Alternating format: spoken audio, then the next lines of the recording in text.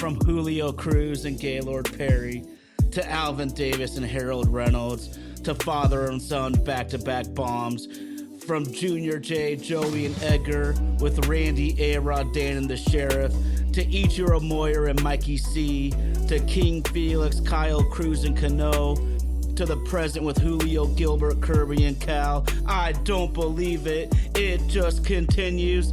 My, oh my, it's another sports podcast.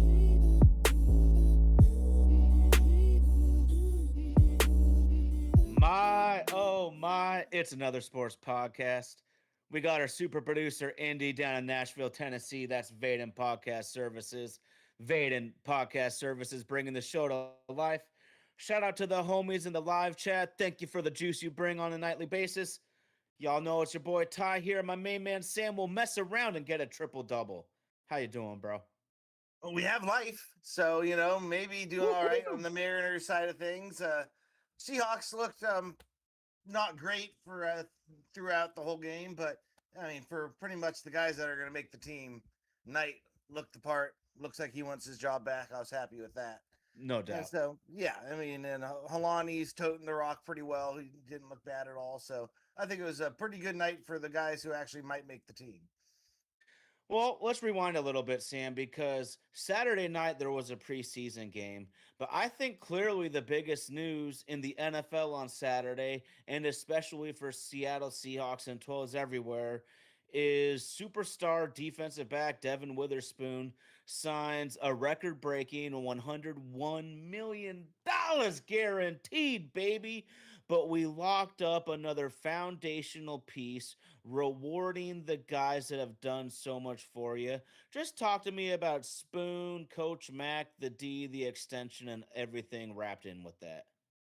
Well, we all know that Coach Mack just loves Spoon. I mean, there's a reason that he has his kid sporting a Spoon jersey all the time. I mean, he's just kind of the player that you always want on your team. Like, even though he could have been doing the holdout or a hold in, he was the first veteran there on the OTAs and everything. So, I mean, he just brings such a fire to the team that, yeah, I love to have him here. And we knew this deal was going to get done. It wasn't a matter of when, if, it was going to be when it was going to get done. So well deserved. Just kind of puts an exclamation point on that great draft we had with him and JSN. So, yeah. Mm-hmm.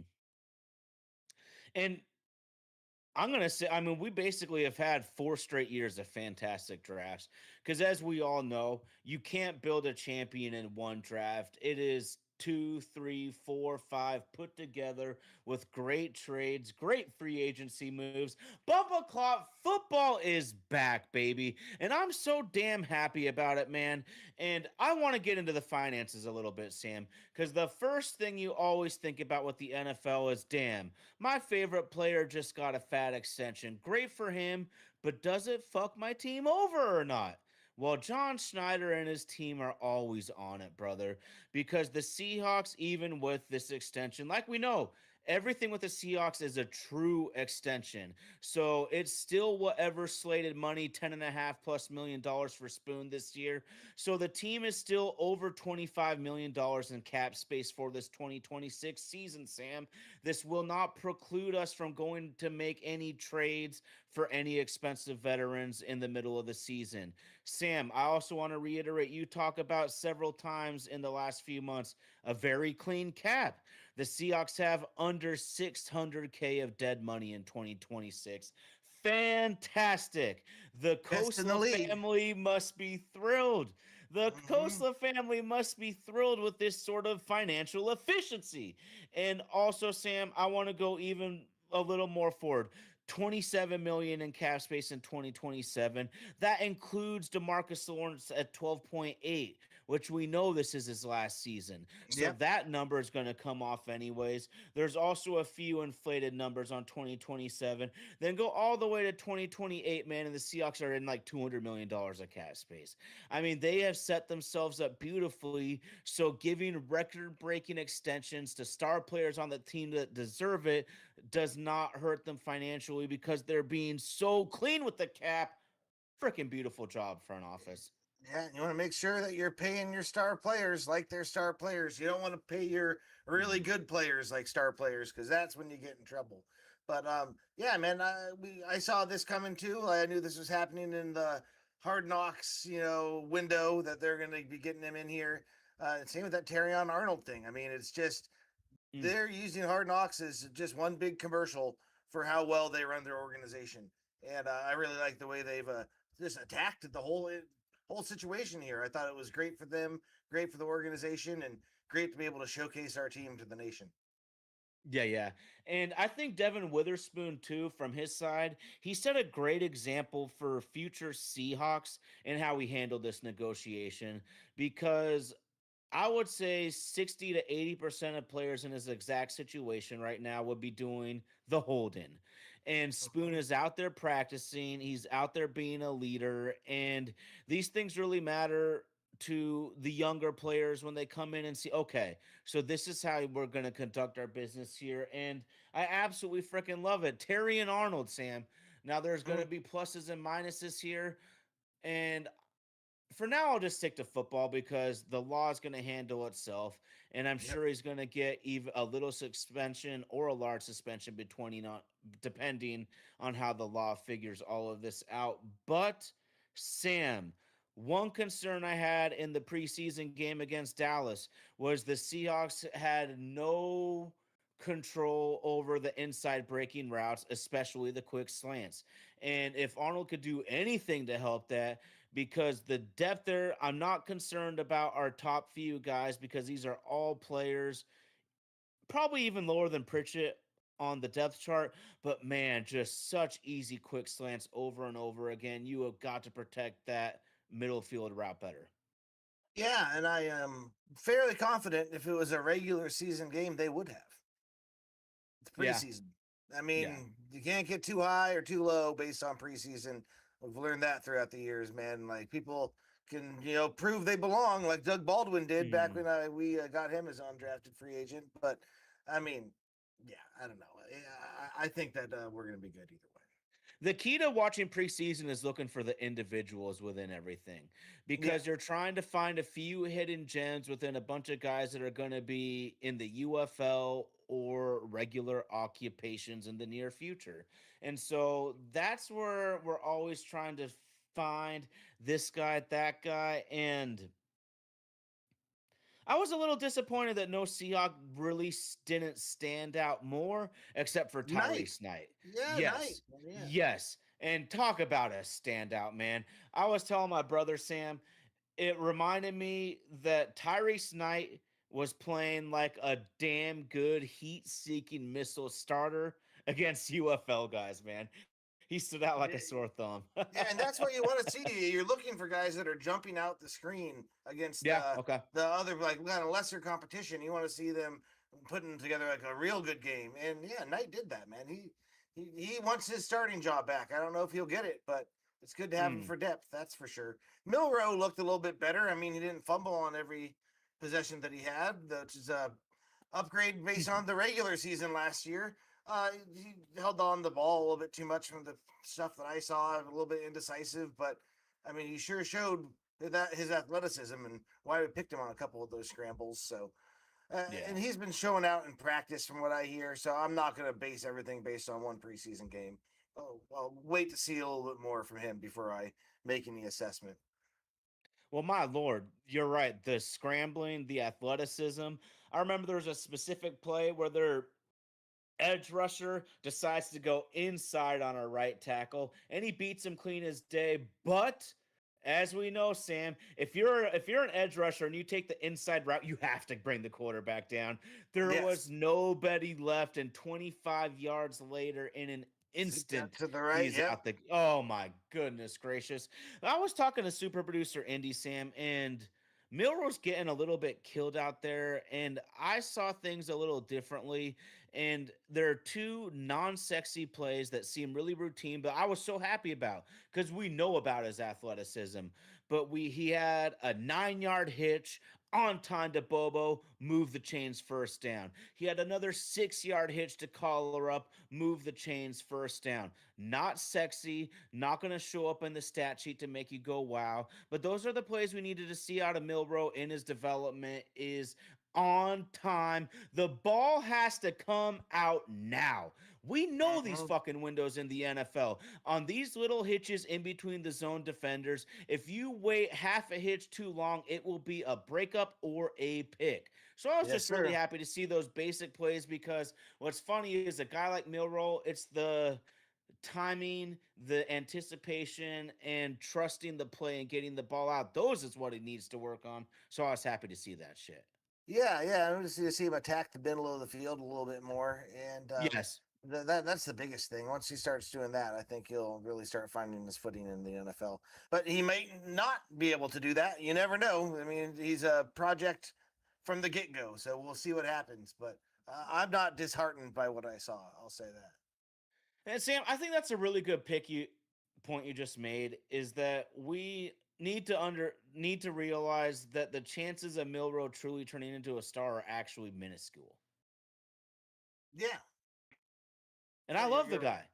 Yeah, He could honestly be a good backup too, because one thing I always like, especially if a quarterback has to come in mid game on a Sunday afternoon, he's got no reps. He's been on the yeah. practice squad dude all week. So Hmm. sometimes I think a guy that can run around is the supreme advantage in those emergency backup QB situations, just because the dude has no reps. Maybe you can at least run your way out of some situations. Yeah, and that's kind of exactly where he is. And he also, I mean, he was drafted a little bit higher than usual a project quarterback would be drafted because of his athleticism and what he can do, the Mhm. intangibles he brings. And so, yeah, man, I mean, we'll see if he can put it all together. He's one hell of an athlete. And I mean, he might be able to be a decent starter. He might, I agree. He's never going to be a superstar. He's never going to show out in the NFL and be a top 10 quarterback. But I think he could be at least a serviceable starter, if not a very good backup. And when the third Mhm. round pick for a quarterback, you're not going to get a lot of superstars in the third round. Russell Wilsons don't happen very often. Oh, absolutely, absolutely. It's funny you say that, Sam, too, because I'm the one that's always like, don't reach on a quarterback, don't reach on a quarterback. There's a great debate, and I want to ask you, I'm going to just ask you first before I even lay it down, Sam.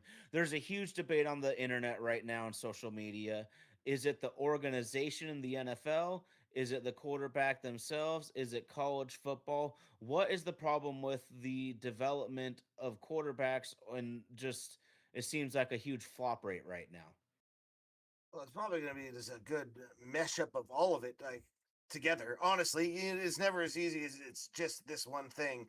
But I mean, a lot of the problem is that colleges are focused on winning. They don't give a shit about development. Yeah. They're paying their players. They want to win, then they get paid if they win, and that's what they care about. And so it's just like with soccer and stuff. We don't have developmental leagues, man. We're not gonna be good. So yeah, I don't know, man. It's we'll see what happens. Yeah, I mean, that teams reach on quarterbacks too is the huge problem. I really Yeah. do. Teams reach so bad, and Sam, here it is. This is what I really wanted to look for. And we were talking about the rarity, and everyone knows that Russell Wilson is my guy. He was my guy for the longest time. But this is the fact, Sam. In the last playoffs, 12 of the 14 starting quarterbacks were first round picks. Yeah, even if they're a third round talent, I mean, they're getting picked in the first round a lot of the times right now. If they have all the intangibles and all the height and everything, all the measurables, man, like yeah, they're picking them even for a third round talent in the first round. So you're getting a third round quarterback. They're more likely a fifth, sixth round talent Yeah, as no far as doubt, that no doubt. goes. Yeah. Sam, what do you think of the 49ers? I think they need to get a better strength and conditioning and nutrition staff, is what I Cool. think. Because they're snake bitten as far as injuries go, man. Yeah, they got some tough luck. I don't feel bad for them, but I got a it's what. question. I got a more specific question then now after that. If Christian McCaffrey only plays half the season, what do you think is going to happen with them? Oh, I think the Cardinals might have a better record if CMC only plays half the season. You don't never know, but yeah, man, I don't think they're looking good because he's what their offense runs through. He's way too important to lose. Sam, What? I don't wish injuries on anybody. You know that. I want everyone to be happy and healthy, but these are just facts. Christian McCaffrey had 450 touches in 2025. That's 450 touches. Since 2006, Sam, there's been 27 instances of a 400 touch season, and 81% of the time, there's been a huge decrease in production the following season. mhm. Christian McCaffrey has been this guy a couple times, Sam. In 2019, CMAC had a 400 plus touch season. The next 2 years, he played 10 games. 10 games total or 10 games each season? 10 games in 2 seasons. Okay. Damn. Sam, it happened. He had one more 400 touch season. CMAC had a 400 touch season in 23 and played 4 games in 24. Yeah, I mean it's a beating, man. Especially at that position. I mean, it just takes Yeah, a toll on your body. Even like with 300 touches is CMCs, a lot, dude. 400? yeah. 450? Even if they're not all between the tackle runs, I mean, it's still one hell of a beating. Getting hit by safeties and everything, that shit's not easy either. So yeah, I'm it just doesn't if, bode if well for his health. if Kyle doesn't have another plan besides CMAC, then their season's going to go sideways. Yeah, I mean, they're pretty good with running backs usually anyway, being able to pick and play at least someone and have decent success. But it doesn't Mm, mean they're going to string together wins. It just means they're able to but put they up need to stats at rely the on running them, back though. position. Yeah, they I can't do. believe that. I'm just looking at this, dude. It seems crazy to me, Sam. And here's the other factor: is then I looked even deeper. So, in the only 5 instances that a 400 touch player maintained or was successful the following season, they were all ages 24 to 27, CMAX 30. Like you Yeah, have to be in the prime of your prime of your prime to even try to produce after the 400 touches. It's unfathomable to me. It used to be somewhat regular, but this is also why there would just be giant crazy cliffs for running backs in most of our lives. yeah, absolutely. Yeah, CMC, man. I mean, he takes care of his body like no one else. And so, running back position, your best years that's a young man position right there. So, most running backs aren't lasting past 30 to begin with. You have to be a specimen like CMC or Derrick Henry to really have significant success past your 30s. It seems like for the most part, man, it's not a good percentage of success. I'm excited, man. These are the things I like to look at. And I mean, to be honest, Sam, we saw a high volume player fall off a cliff at one time in Sean Alexander. And I Yeah, think that's one of the reasons why I started following this so much. And it also started with the Madden curse because the Madden curse happened, 5 years before Sean Alexander's drop off. And when I looked at the curse more carefully, it's the curse of 400 touches. yeah, yeah, and also the curse of losing Hutch as your starting guard. That Oh, was in part that of. specific So instance, yeah, yes, yeah, yes, yeah, yes. yeah. That hurt his production for sure. Uh, yeah, I'm still bitter about that whole situation. Don't want to even get going into that. Well, But yeah, this is why you got to keep your offensive line together, and it hasn't been talked about enough. So I might as well just bring it up every episode.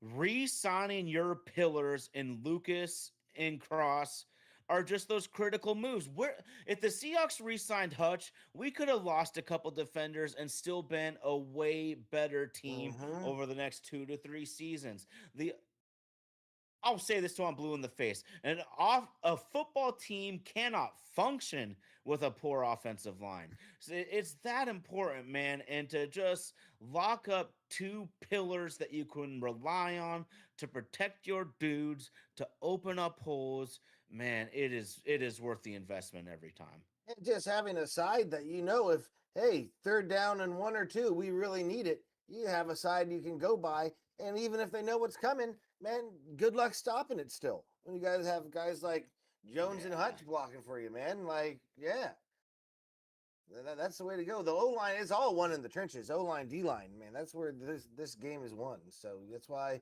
Mm. everyone's investing there right now.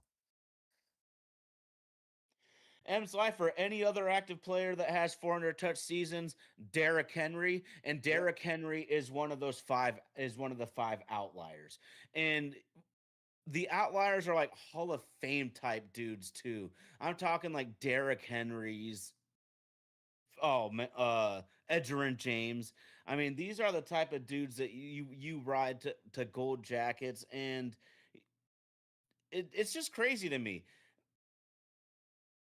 Every time I watch an NFL ball carrier, I swear, every time I tell the person I'm watching, so you want to be an NFL running back, because these guys get gang tackled on every run. This isn't like, Hmm. one guy holding on for dear life, tripping you up at the ankles. You got two linebackers, a D lineman from behind, and some DB flying into the pile. Oh, good Yeah, grief, trying to man. punch the ball out of your hands at the same Oh, time, and Lord. yeah, no, it's not an easy position, and it's not compensated how honestly they probably should be. They need to get that figured out. They got to get something figured out for the running backs because they're getting screwed with this structure, in my opinion. Oh, okay, I do see what you're saying. Bijan and Gibbs just got those big paydays, but then again, Bijan gets 50 million guaranteed, and Alec Pierce gets 70 or 80 million guaranteed. So Yep, that's the nature of the beast. That's the nature of the it beast. is. It is. We'll see what happens. There's always that ebb and flow and going back and forth. So, yeah, we'll see what happens here in the future. The running game seems to be making a little bit of a resurgence. Yeah, no doubt, no doubt, man. Is there anything on the Hawks you want to get to here before we? Uh, no, I mean not too much because no one fucking played, man. Arroyo looked all right, but I mean it's a nothing game. Game two is pretty much the main game. I think we need to focus on because game three they're not playing many starters at all either. I don't think, right? That's how they're doing it now, if I'm not mistaken. Since we don't Oh, have that yeah, fourth yeah, game, yeah. yeah, It yeah, basically game two is the only time you're gonna see some of your favorite players if you're lucky. yeah. Yeah, so game two will be the one to be really watching for. But our guys are good. Our vets are good. I'm not worried at all. We're not going to be using any of our schemes during the preseason. Yeah. If we get cut up a little bit, who cares? Doesn't bother Mhm. me at all. We'll be just fine.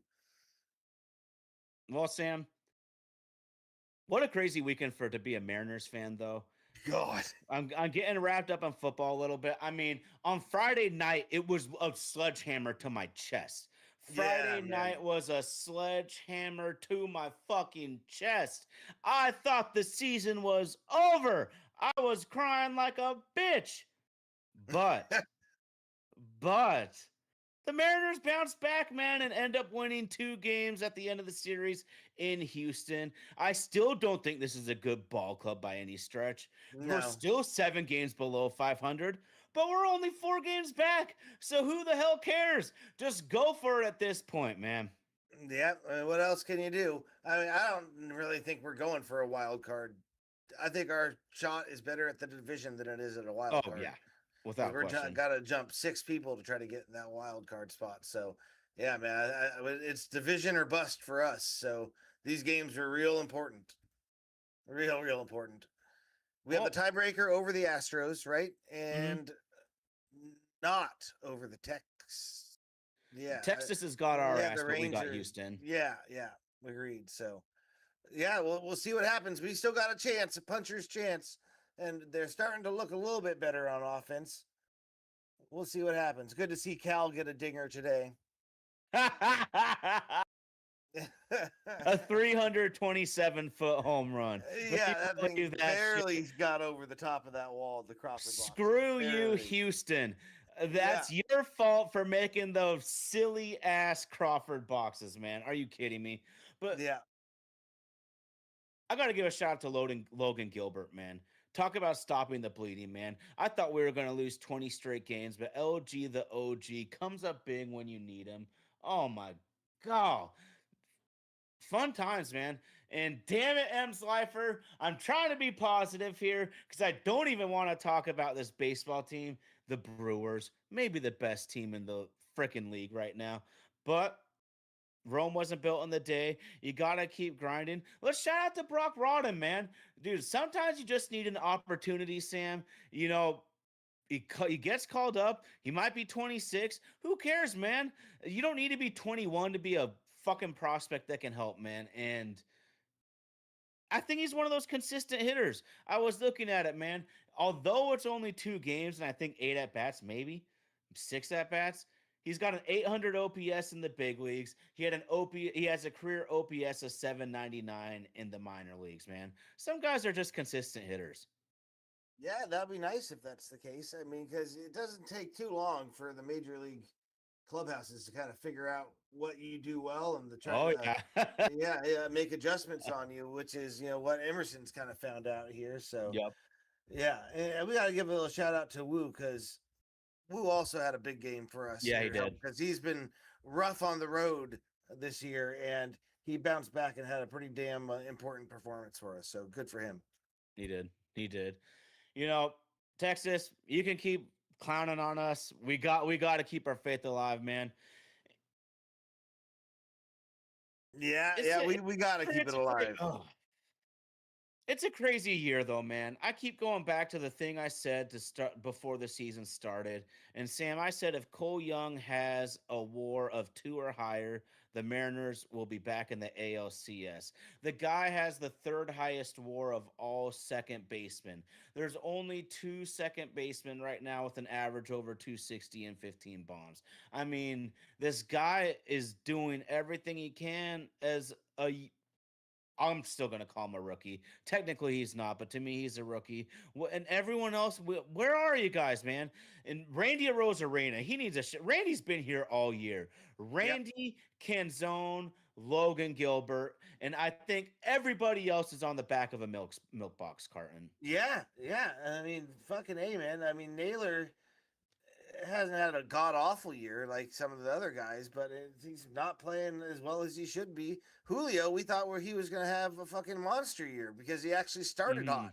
He's never started yeah, hot. We're like, oh man, if he starts hot and keeps it up throughout the year, it's gonna be his best year ever. Nope, that didn't happen. Donovan hurt all goddamn year. So yeah, man, it's just been fucking brutal. We've had to put in Weston Wilson and shit all the time, and all these other guys who are just yeah. Reffy and stuff. Yeah, it's just been a nonstop parade of fucking schmucks and Joe shows out there, man. It's fucking annoying.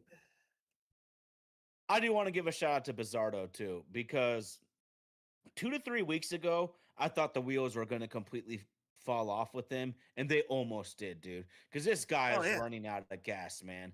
And I have so much respect for Bizardo right now, too, because I'm not trying to shit on other guys, but Brash has pitched rarely. Vargas hasn't pitched at all. Munoz, you never know what you're going to get from him any given night.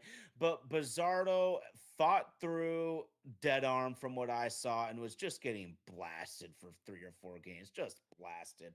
I thought the season was going to fall apart for him, and he's bounced back for what I think 6 or 7 straight outings with no earned runs. So shout out to Baz, and I love a guy that competes. Sam, that's what it comes down to. Is he doesn't care how tired or hurt his arm is, dude. Give me the fucking rock. I'm gonna go compete. Yeah, he's a gamer, man. I like his the cut of his jib, man. Yeah, he's a good guy to have on the team, to say the least. And yeah, I mean, Roden, it's a cool story. I hope he can do something. Happy for him. He's had a couple big hits so far for us and scored some big runs. And so, yeah, we still have a chance. Just like what Sunday evening is saying, we got a chance still. It's not time to give up yet. It's not a great chance, but I it's not the know. year we were expecting, to say the least. But at least we still have the Seahawks. If you want to cheer for the Mariners, don't look at the schedule right now. My Oh, freaking lord, Sam. it's gonna be brutal. Yeah, it's it's not good. I know that. I looked it up a while ago. I have to I'm gonna refresh be my Debbie memory. Downer and say we're gonna go 1-8 or 2-7 in these next 3 series. Oh yeah, the Brewers. Oh fuck. Yeah, it's not good. It's on deck. I'm loving up a guy that's played 2 games with 6 at bats, man. I need to calm my horses down a little bit here. But Yeah. a spark in hitting helps, man. Hitting's contagious. How much fun did you have with your boys when everyone was raking? You're having a big inning, everyone's high fiving, the juice is there. Dude, hitting makes everything better. Yeah, and he's only played 2 games with us. Hits on deck, only 2 games from what I've seen. 2 or 3. It's been only 2, right? Yeah, That he's played. it's been, yeah, just the last two of the Houston series, but he might get some more work too. And he's a pretty small guy, but more power than I thought. I think 30 homers and 50 doubles in his 4 years in the minor leagues. So he's got a little bit of pop in that bat. The important thing is we need guys that are gamers right now because there's been too many lethargic nights. That simple. Yeah, I see a little bit of demo in him.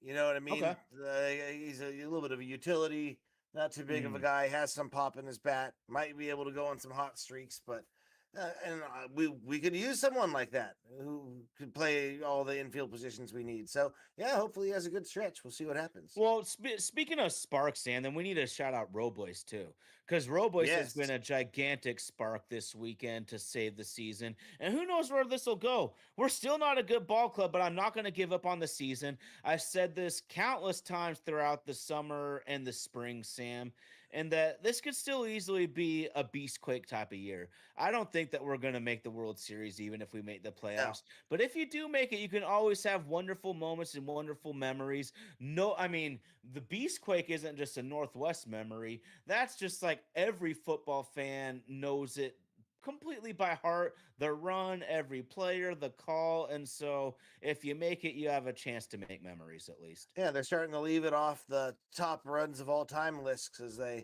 it's always number one for everybody, and so they want to be able to have some debate on that. So they'll leave it off now. I've been noticing. Okay. Yeah, That it makes always sense. wins, man. As well it should. It's the best run I've ever fucking seen, and he's got But two then, of them, yeah.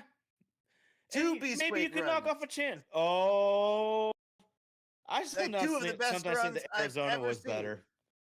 Dude, yeah, I mean, yeah, they were both just crazy impressive. It's hard to choose between those two, but yeah, he was one hell of a fucking runner, man.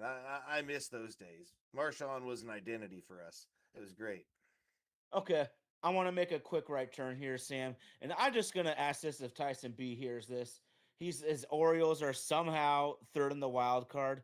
What do you think about the Adley Rushman trade? I know that was really polarizing across fans, players, on the team itself, the coaches, the managing, the front office. That's a gigantic move, gigantic balls, and it's a move the Mariners frankly would be too scared to make, but I appreciate any team that's willing to take some risks because Sam, I'm not going to say it's easy, but it's easier to live in the world of mediocre.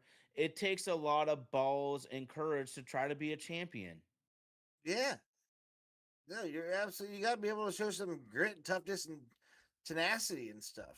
Yeah, the Mariners just haven't been able to show that at all. At fucking all. It's a middling fucking organization for the most part. Well, I mean, maybe they're showing a little bit of spine because there are multiple reputable reports that if the Mariners don't make the playoffs, they will tell Dan Wilson that he is no longer the manager. And I actually believe it this time because the fall ticket sales are extremely important to the Mariners as a business.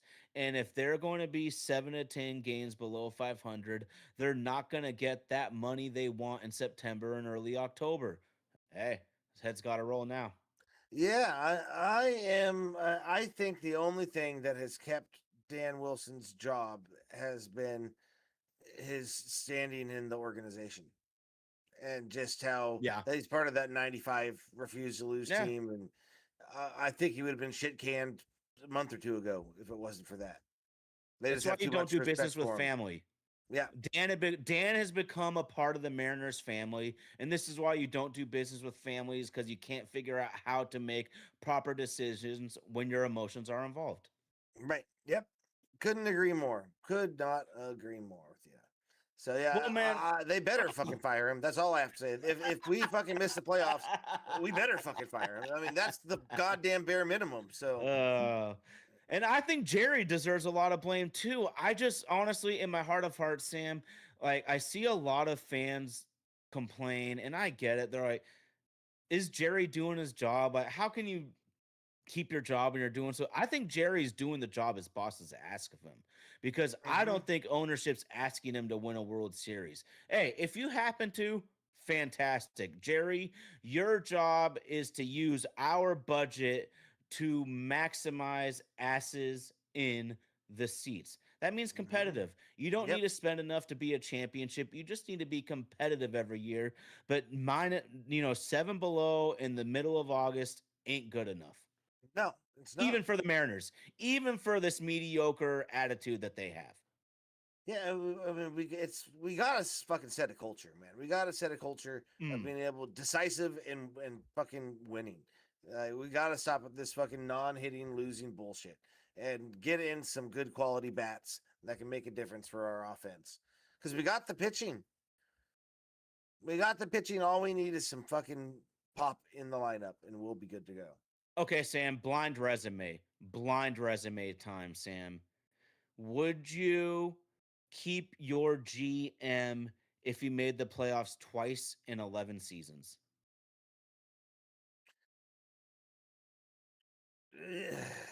The thing is, with the full rebuild, is the only thing because he tore that shit down to the studs. He did what no other fucking general manager for the You're team was right. willing to do. You're right. No And I one else was applaud him willing to do a for it. full fucking tear I down and loved it. rebuild, Mhm. and Mhm. it's what had to happen. So it's has what's bought some patience with me, and the fact that I like our young guys. I like the direction the team seems to be heading in.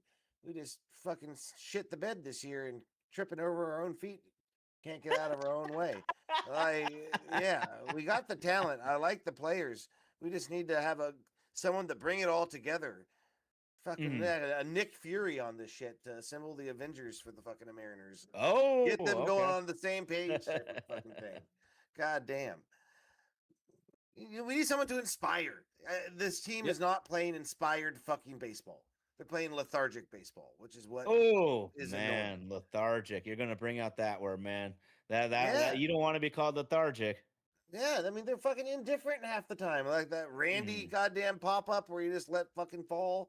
I mean they're just making dipshit mistakes over and over and over again. And what else can you call it besides lethargic, lazy, and fucking unacceptable?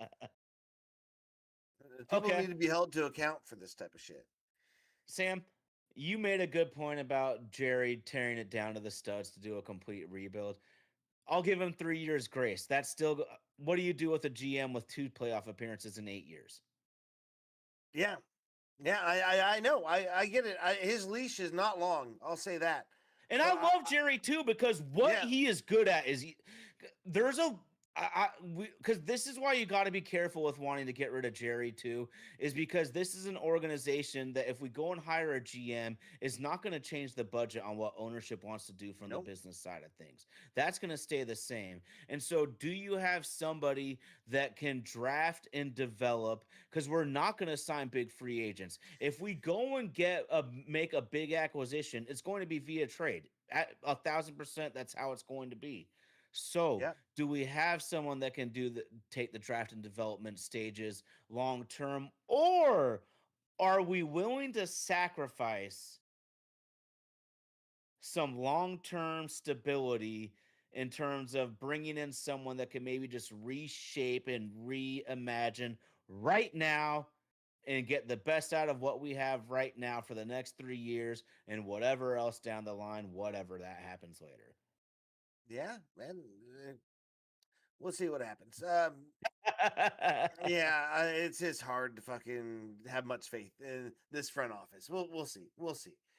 Like I said, I like the general direction. I also think if a new general manager did come in, he has pieces to fucking play with for Yeah. trading. Yeah, I mean, like the cupboard's not bare. I'll say that. No. We got the talent. We got the minor league system. We're in a good spot. We're just haven't had a good year. This is a job that people would want to have. Even when I complain about the Mariners ownership, this is still a middle market ball club that has a lot of talent and a lot of talent up and down the organization.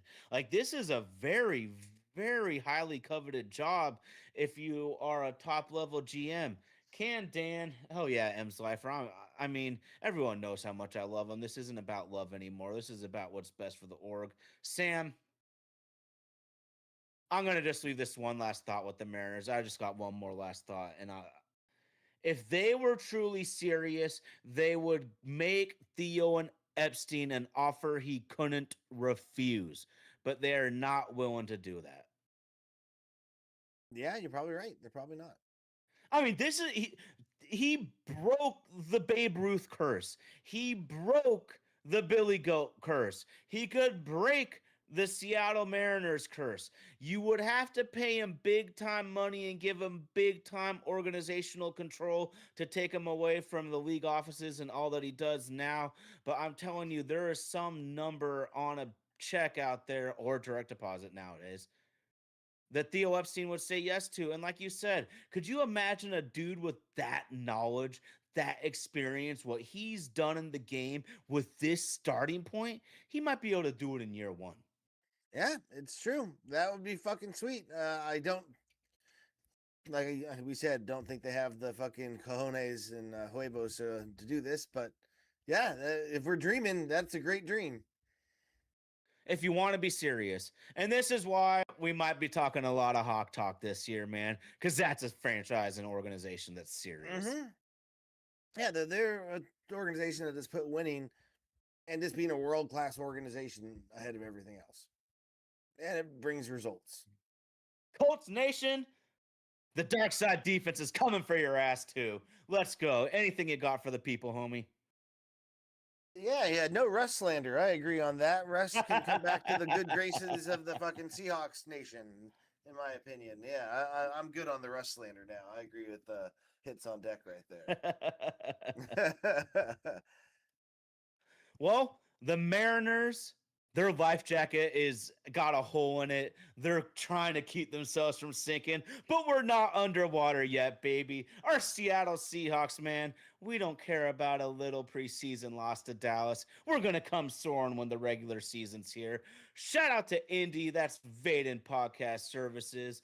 Vaden Podcast Services. Shout out to the live chat. Shout out to my homie Sam. My oh my, it's another sports podcast.